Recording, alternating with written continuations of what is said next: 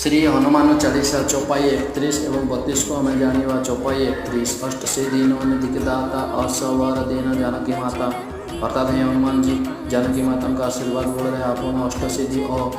नवनिधि प्रदान कर सक्षम अटंती अष्ट सिद्धि आणिमा मणिमा गरिमा लघिमा प्राप्ति प्राकम्य ईश्वत एवं विश्वत नवनिधि पद्म महापद्म शंख मकर कच्छप मुकुंद कुंद नीड़ एवं खर्ब चौपाई 32 राम रसायन तुम हर पासा